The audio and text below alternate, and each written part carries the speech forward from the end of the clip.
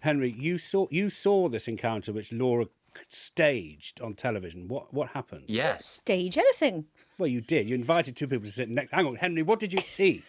Well, I saw Catherine West not just talking about her own leadership bid, for that is what it is, but inviting various members of the cabinet to launch their own, including Bridget Phillipson, the Education Secretary, who was at that time sitting next to her live on BBC One on Sunday with Laura Kuenssberg.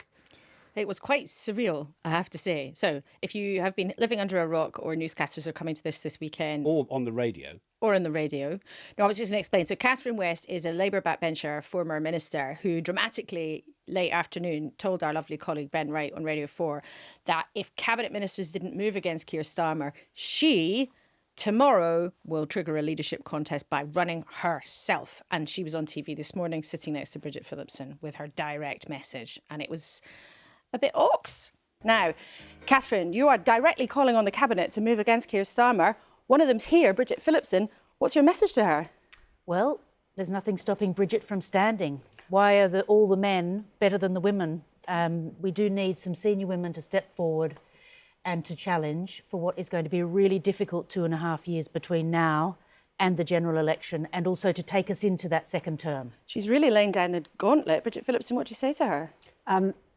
I love you dearly, Catherine, but I just disagree on this one. I mean, we're going to have to get to grips in this edition with the absolute bombshell that's been her intervention, but also who on earth she is a relevant question on Sunday's newscast. Hello, it's Paddy in the studio. And it's Laura in the studio. And it's Henry at home.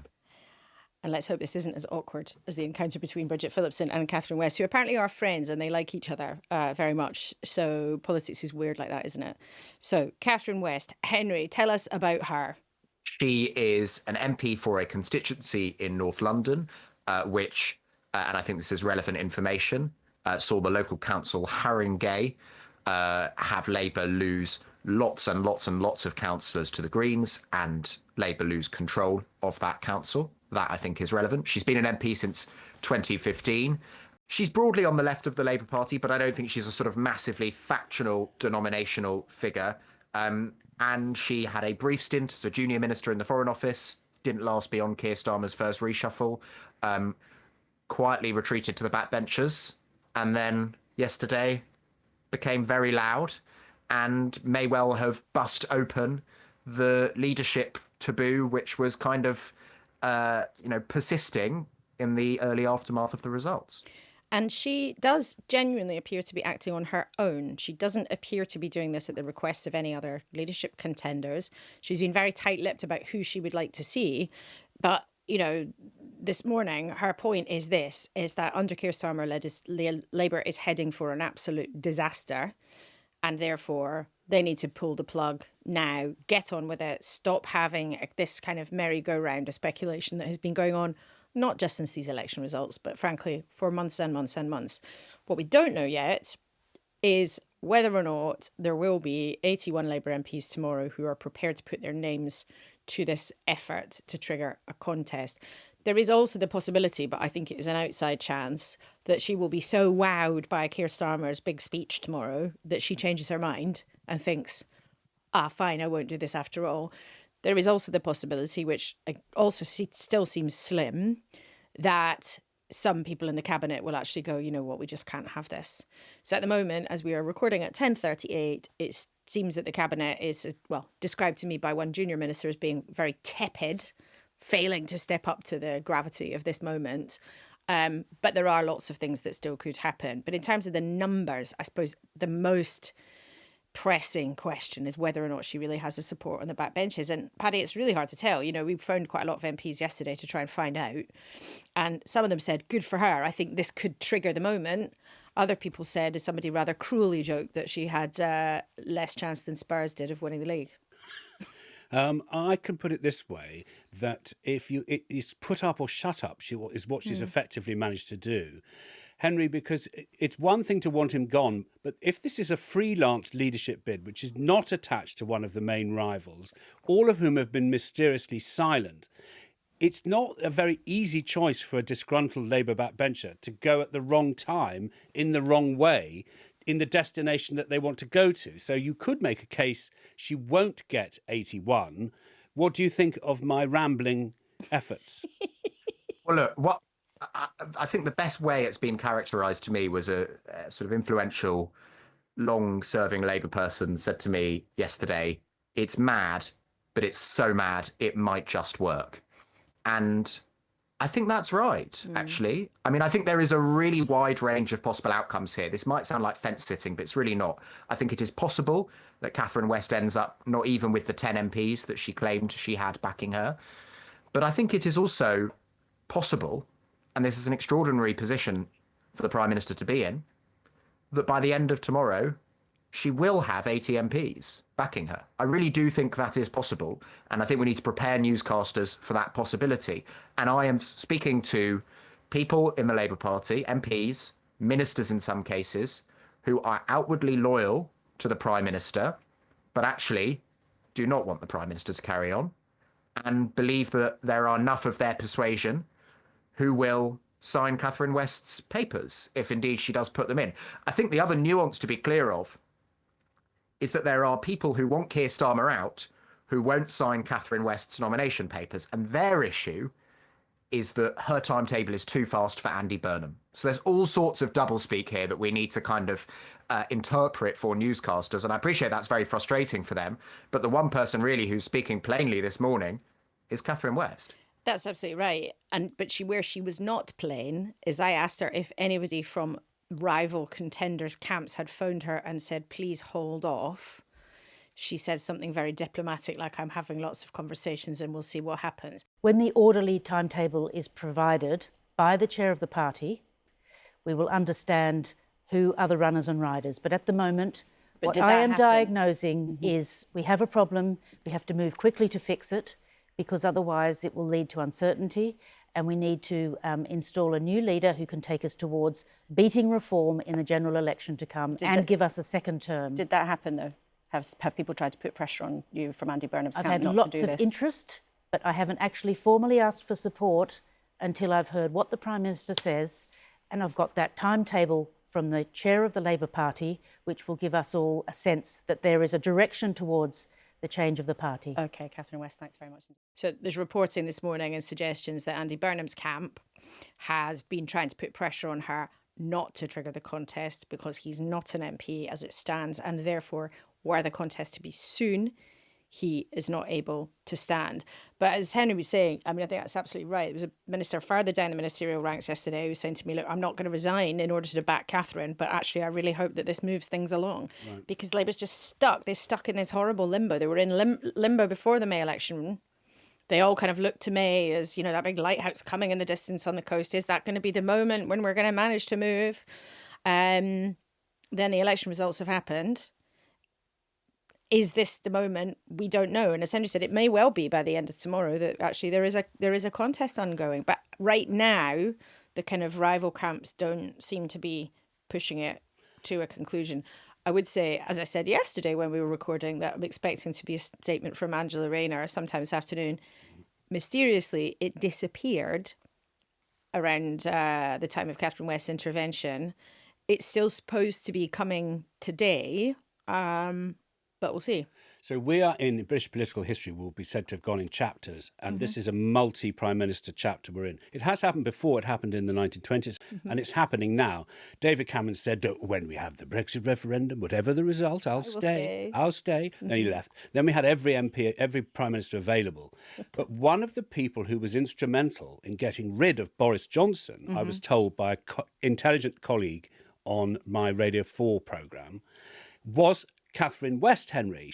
I was told, hang on, she had a role in kebabbing Boris Johnson. That's exactly right. People will remember, particularly because there was a lot of chat about the Privileges Committee in the last few weeks, that Boris Johnson was ultimately had his career as an MP ended, let alone as Prime Minister, by the Privileges Committee investigation into what he had and had not said about Downing Street parties in the House of Commons. And the crucial answer he gave was in response to a question from Catherine West at Prime Minister's Questions. Catherine West. Yeah. Thank you, Mr. Speaker. Will the Prime Minister tell the House whether there was a party in Downing Street on the 13th of November? Prime Minister. Mr. Speaker, no, but I'm sure that whatever happened, the guidance was followed and the rules were followed at all times. I mean, she appears to be shaping up to have an outsized role in British political history for someone who, as it stands, has been an MP for a decade. Not many people will have heard of her until yesterday, and did a sort of relatively brief stint in a relatively junior ministerial role. Beware, Catherine West. I don't want her looking in on my career. So the Prime Minister's at work on a speech tomorrow. This is another speech. Personally, I think we've both expressed the view that a speech may not be the way out of the problem, but there we are. It's just a view. Mm-hmm. I just wonder what Keir Starmer is doing in the face of this ultimatum.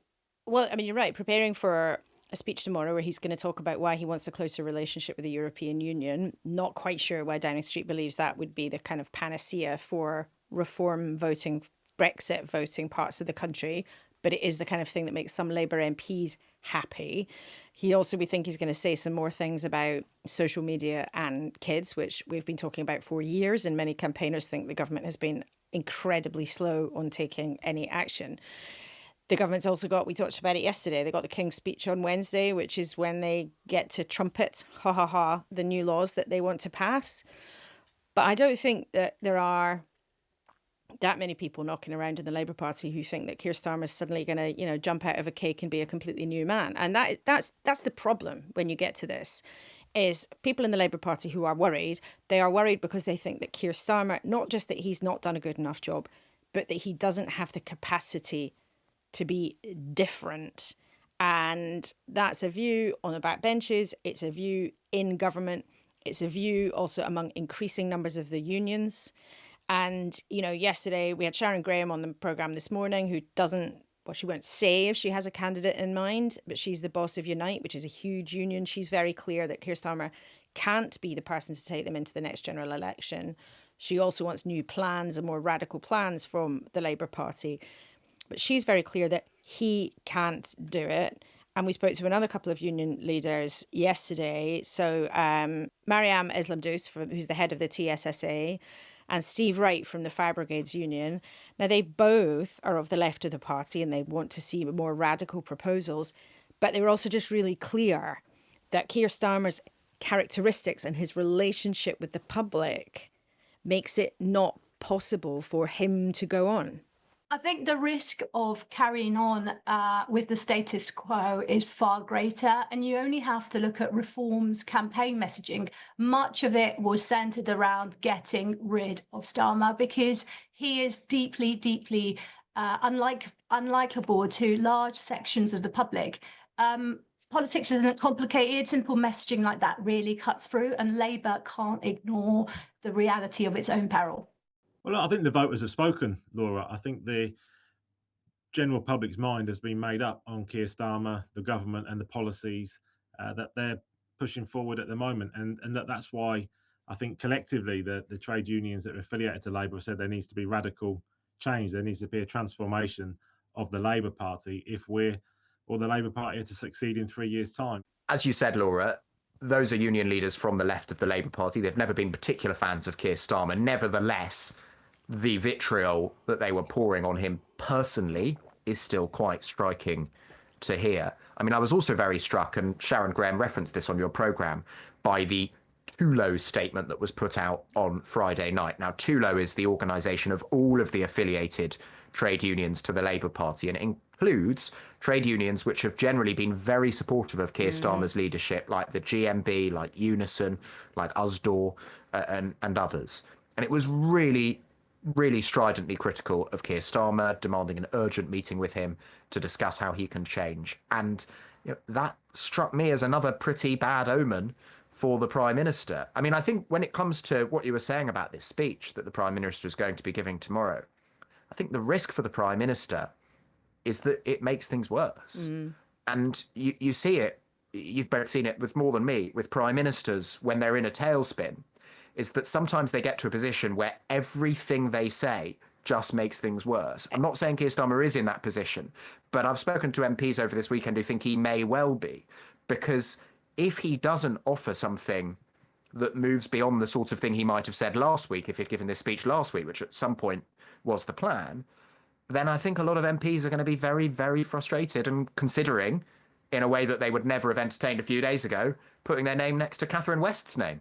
I mean, it's as Boris Johnson said, remember when he was so cross that he had to go, that when the herd moves, the herd moves. Now, the letters might not fall off the back of the set when Keir Starmer makes his speech, but if you were in Keir Starmer's team, you would be feeling very, very nervous about this speech. He's not somebody who's a brilliant orator. He's not known for his sort of dazzling talents at public speaking. Sometimes he can pull it out the bag. At conference this year, there was a lot of anxiety about his leadership even back then in the autumn. And actually, he then made a speech that was pretty well received.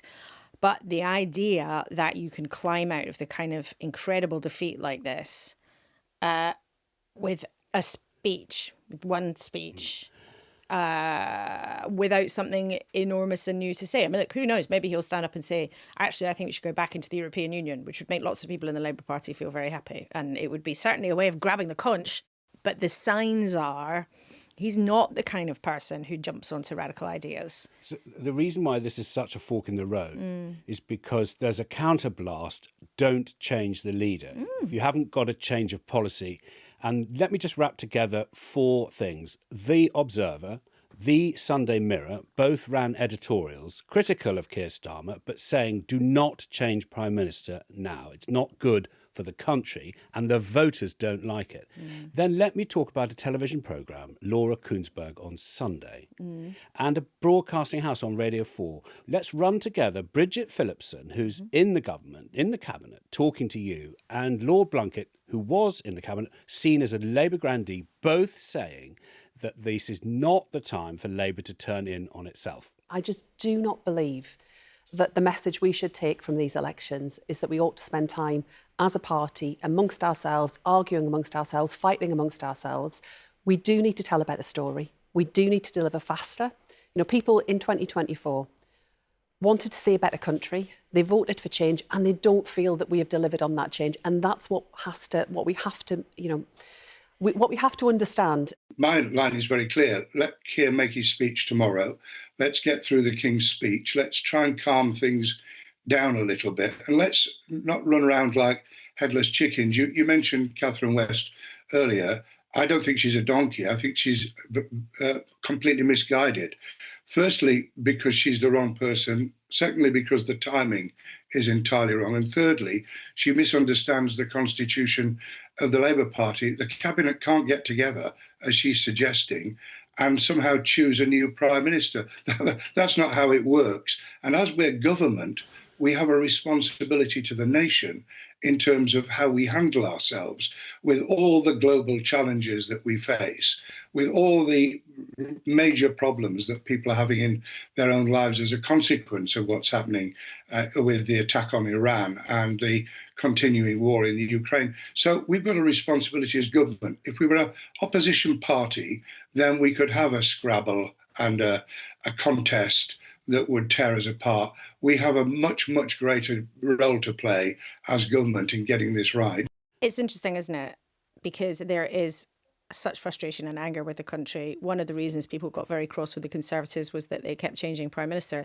Except that changing leader for the Conservatives is arguably what meant they got to stay in office for 14 years. Because when things went terribly wrong, they got a new boss.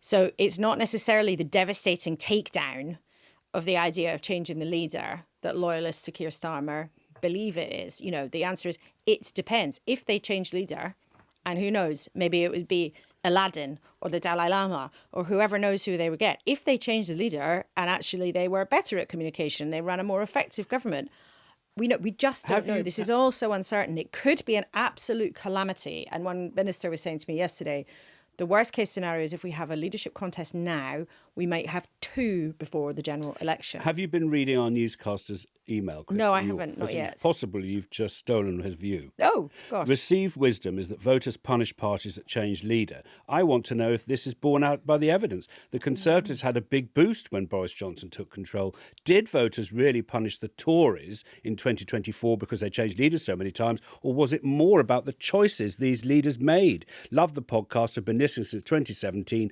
Blah, blah, blah, says Chris. Henry, what is the evidence?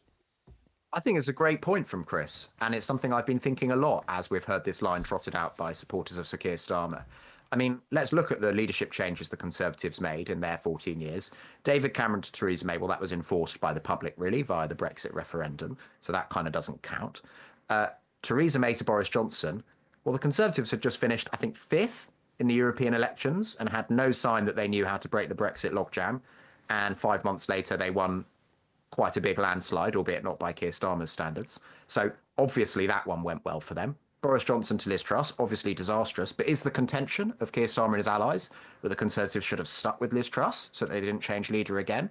I don't think in their heart of hearts, not that they have the Conservatives' best interests at heart, that's really what they would say. Then perhaps look at the Labour Party and think about 2 people who appeared in Downing Street to the bafflement of Labour MPs yesterday, Gordon Brown and Harriet Harman. Well, towards the end of Gordon Brown's government, Harriet Harman, if you believe Andrew Rawnsley's account, tried to stage a coup, but was talked out of it. The Labour Party stuck with Gordon Brown and they lost the general election. Arguably, if they'd changed leader, they'd have been able to form a coalition with the Liberal Democrats rather than Conservatives. So I think there is all sorts of, and this is politicians' prerogative to warp history for their own argumentative ends. But there is all sorts of absolute nonsense being spoken about fairly recent political history, to be honest. And I think we can call it out. I think, but you remember the lettuce.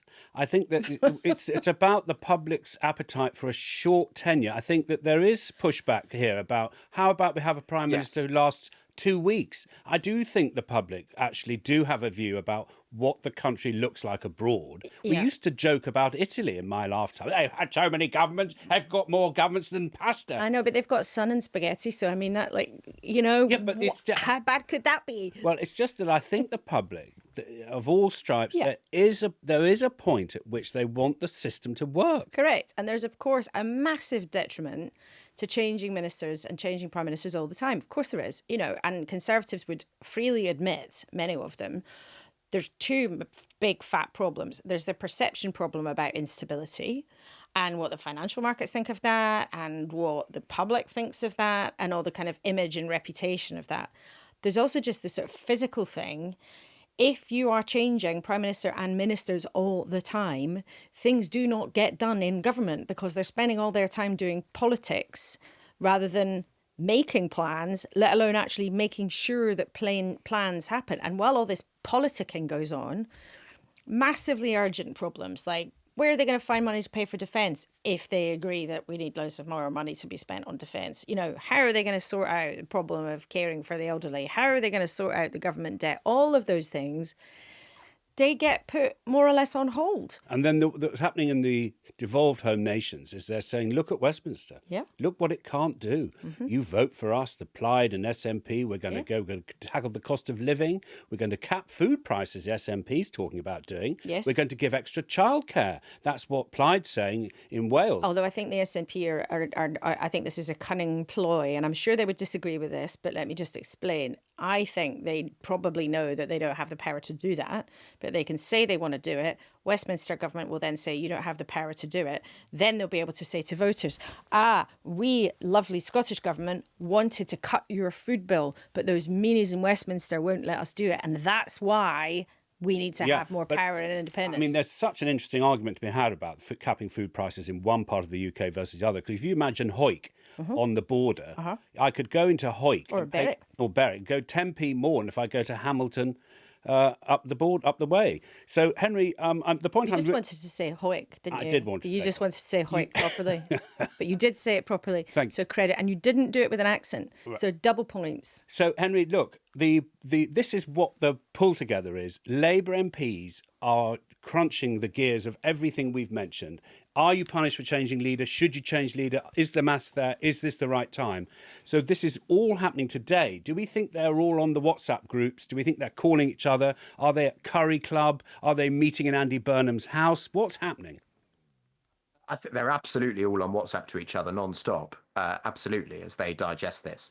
I mean, I think the nub of the issue that actually all of this comes to, the question of changing leader versus the instability of changing leader too often, the question of radical policies being pursued in Wales and Scotland by contrast to England, it all comes back to a question which I've raised on Newscast before, which I think even some of those Labour MPs most eager for a change can't yet quite answer, which is, do they want to change leader to improve communication, or do they want to change leader to transform what this Labour government does?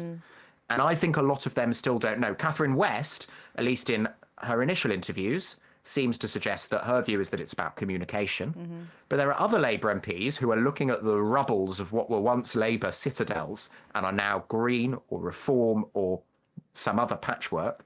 And they're saying we need to completely reimagine what the Labour Party stands for. That's the contribution made, slightly surprisingly, this morning by Josh Simons, former Keir Starmer ally. We had him on Newscast a few weeks ago. He says they've got to change leader, but it's not about moving left or right. It's about completely transforming how the state operates. So that is one perspective here. I just think the fact that all of this is pouring out into public just suggests that it's getting harder and harder for Keir Starmer to contain as he awaits making that big speech tomorrow. Yeah, it's like he's trying a big kind of bag of snakes, isn't it, that he's trying to hold in his hands, and they're all wriggling around. I mean, it doesn't feel like it's in control, does it?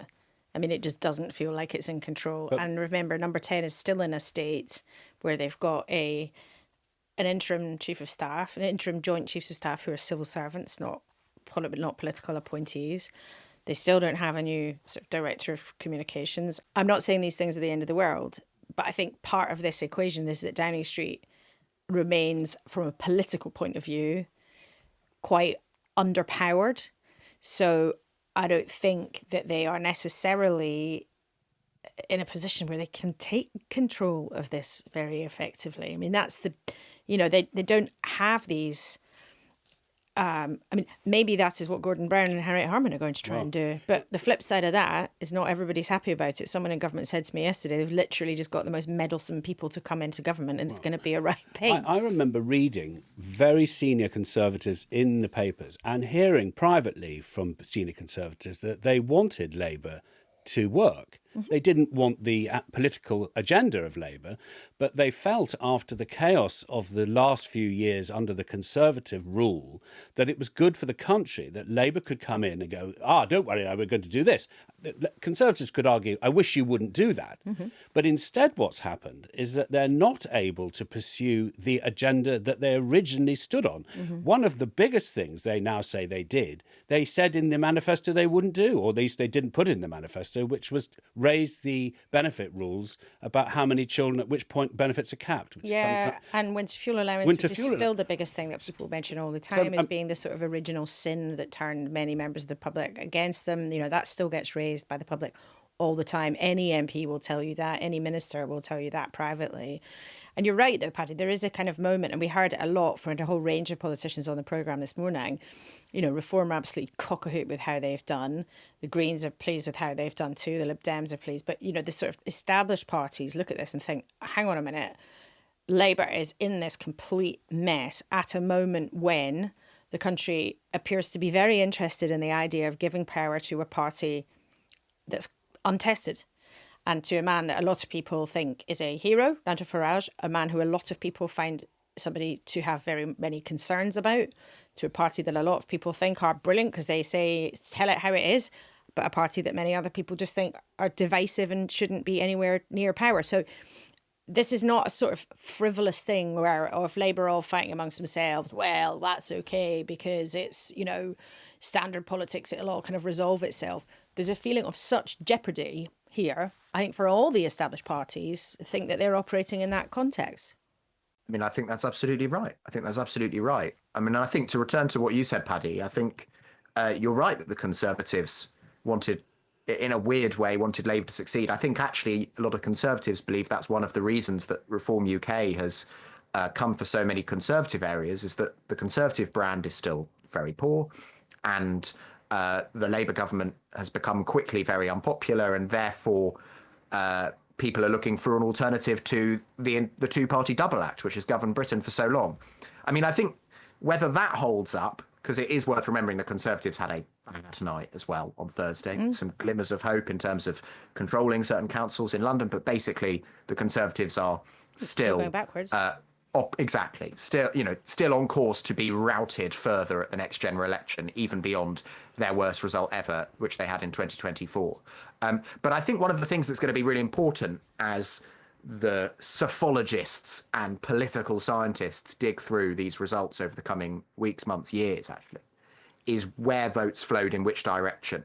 So, okay, Labour might have lost council seats to Reform, but was that because Labour voters stayed at home? Was it because they went to Greens? Was it because they went to Reform? All of that really matters, and it actually really matters to the question of what any new leader, if there is one, should do. Which direction should they tack in? And I think that's going to be a big part of the debate over the next few days. I think that's right. And I think the truth maybe for Labour is actually their votes went in all sorts of different directions. And again, in a traditional system where you've basically got two parties and maybe a few round the edge, or, the SNP doing well in Scotland, or maybe Plaid, doing bits and pieces in Wales, or the Lib Dems, or a smaller third party. Well, it's been relatively or comparatively easy for the Reds and Blues to work out where things are going. Now there's this Rubik's Cube. It's incredibly difficult. And as you say, the number crunchers, the cephos, the psephologists, who are the people who understand this stuff, have got a hell of a job trying to work it out. But I don't think the message is going to be one way. So it's just incredibly difficult for any party to work out why what is happening. And also, in a way, is it really because of their ideology, or is it because we're such as it is, or just because we're in this moment where people are really, really hacked off because they felt skint for a long, long, long time, and they think that government per se isn't working? Into this rides the King's speech on Wednesday, is it, Henry? They've got to come up with a programme. Right. So, I mean, that is normally, this is my government. The King will stand there and say what my government intends to do on a list of up to 30 things, I think we had last time, didn't we? So do we know what's going to be in the King's speech?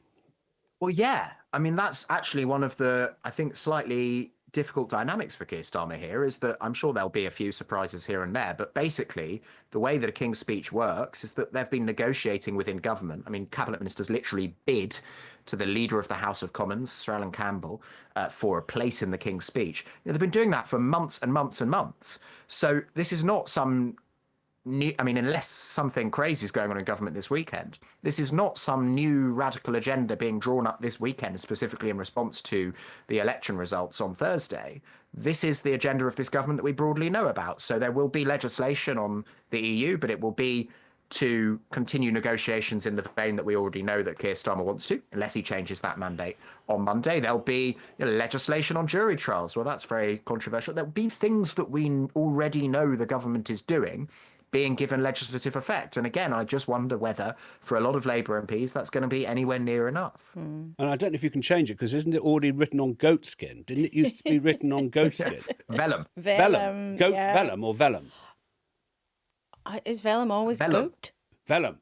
No, well, vellum isn't goat, but I thought it was written on... right, okay, sorry. No, maybe vellum is just the legislation. Sorry, it's not the... No, vellum is... It's ordinary stuff that's written on vellum, isn't it? Yes. There must be a Radio 4 documentary somewhere about this, I'm sure. I'm pretty sure that the traditional monarch speech is written on a piece of old goat. Poor old goat. Well, the goat's long gone. A bit like this podcast. Anything to add of a serious note? No, you old goat. No.